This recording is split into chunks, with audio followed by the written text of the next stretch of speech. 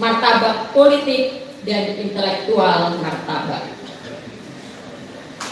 Kekuasaan selalu bekerja untuk mengontrol pikiran dan gagasan. Mereka mengatur mana yang boleh dibaca dan mana yang harus dimusnahkan, mana yang perlu dipromosikan dan mana yang mesti diharamkan, apa itu yang benar dan mana yang dianggap menyesatkan. Dari Hamzah Mansuri di abad 16, sultan-sultan memilih mana ulama yang boleh didengarkan dan mana ulama yang harus disingkirkan. Syair-syair Hamzah Mansuri dianggap sesat. Nama Hamzah tak tertulis dalam buku sejarah resmi Kesultanan Aceh. Dari generasi ke generasi, syair-syairnya terlupakan. Ketika penjajah datang dan mengambil alih kontrol kekuasaan, mereka tak hanya mengeruk kekayaan alam, tapi juga membonsai pikiran. Tak banyak dari kita yang mengenal nama Mas Marco Kartodikomo, tak banyak dari kita yang membaca hikayat Kadirun Semaun dan berbagai karya lain yang kala itu digolongkan sebagai bacaan liar. Mereka pilihkan mana yang boleh kita punya dan mana yang harus enyah. Menjadi bangsa merdeka bukan berarti setiap orang punya kemerdekaan pikiran. Kekuasaan berpindah tangan dan berganti rupa, namun tak menghilangkan sifatnya untuk mengatur pikiran.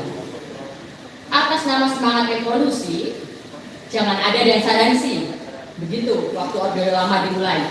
Mendengarkan Beatles tak boleh. Kus Plus sempat menyanyikan Beatles, lalu masuk bui. Yang melawan akan dianggap anti revolusi dan anti imperialisme. Ketika Orde baru berdiri, mereka pun menciptakan jargon-jargon baru. Tak lagi demi revolusi, tapi atas nama Pancasila dan pembangunan. Semua yang tak sepaham jelas-jelas disingkirkan. Yang dianggap akan mengganggu dibungkam hingga gaduh. Dari Pramudia Anantatur hingga Arif Budiman, dari pentas puisi Rendra hingga konser Iwan Fals dan pertunjukan teater koma, hingga penyair Wiji Tukul yang hingga kini tak pernah kembali.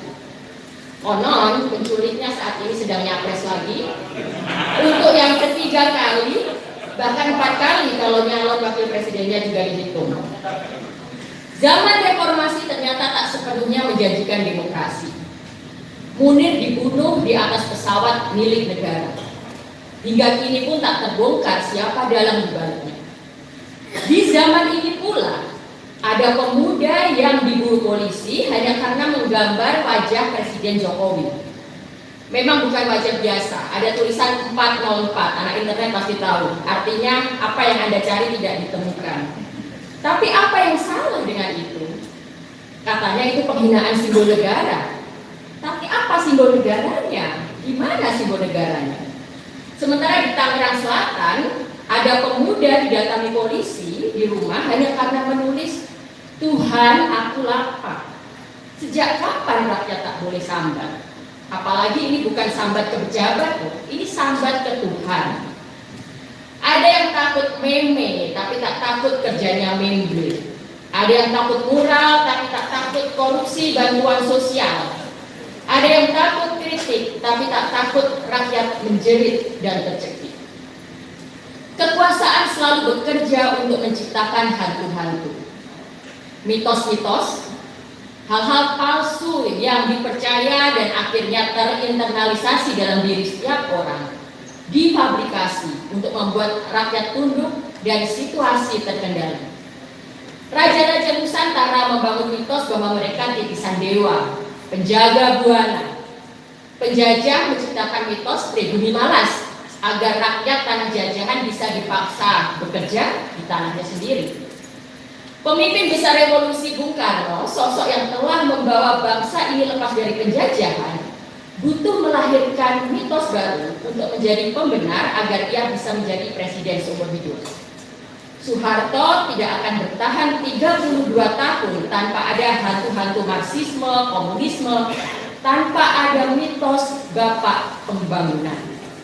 Kini di era Jokowi, sebagaimana video saya yang akhirnya viral dan membuat saya bisa diundang di sini bersama para senior budayawan, 5 mitos di era Jokowi: mitos pemimpin baik, mitos setiap orang memiliki kesempatan yang sama, mitos pemimpin muda, mitos pemimpin gomoy, dan mitos presiden netral. Saya nggak akan membahasnya lagi, silahkan cek di Google di YouTube.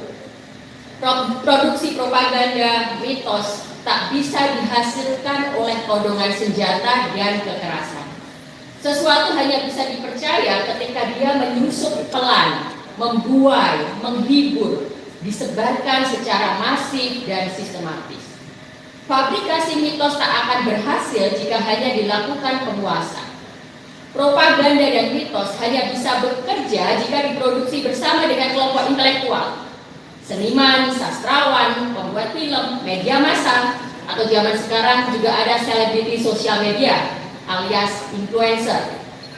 Kita yang ada di ruangan ini adalah bagian penting dalam penyebaran mitos, fabrikasi propaganda, dan produksi pengetahuan.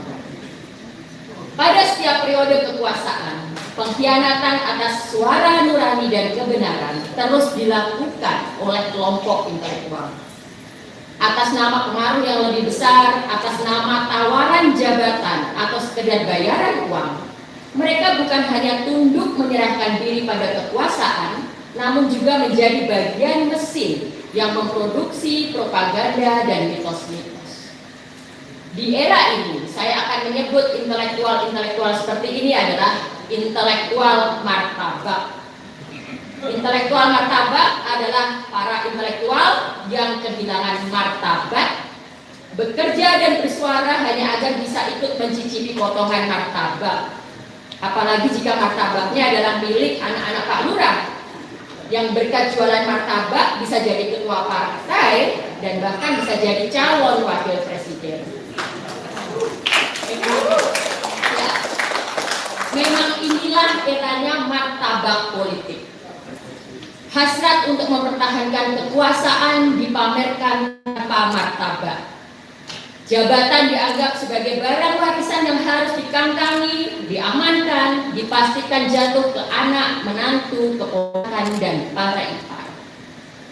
Maka sekarang kita lihat, muncul secara tiba-tiba pemuda tanpa kompetensi, integritas, dan imajinasi ke dalam gelanggang politik untuk sekedar merebut jabatan. Lalu politisi-politisi nirmartabat akan berteriak garang, ini bukan dinasti, ini adalah demokrasi. Politik yang jauh dari tujuan luhurnya. Martabat politik telah digantikan oleh martabak politik. Sebagaimana martabak politik hanya menjadi sajian perayaan yang dinikmati bersama-sama oleh kawanan. Martabak politik menempatkan kekenyangan anggota kawanan sebagai tujuan utama. Dalam martabak politik, inovasi dan kebijakan pemimpin tak lebih dari sekedar memberi varian rasa kekinian tanpa menyentuh substansi, apalagi perubahan struktural. Martabak politik tak pernah butuh kompetensi dan visi, karena yang dihitung hanyalah untung rugi. Ketika martabak politik telah jadi ideologi, pada mereka yang tak berada di meja perayaanlah harapan bisa dititipkan. Pemuda-pemuda yang tak terlahir dari keluarga pejabat dan politisi yang telah selalu peduli dan mengabdi untuk orang-orang di luar keluarga sendiri. Ketika martabak politik telah jadi ideologi, setiap suara kita dalam pemilu kian berarti. Hanya suara kita yang bisa membalik martabak agar politik kembali punya martabat. Terima kasih.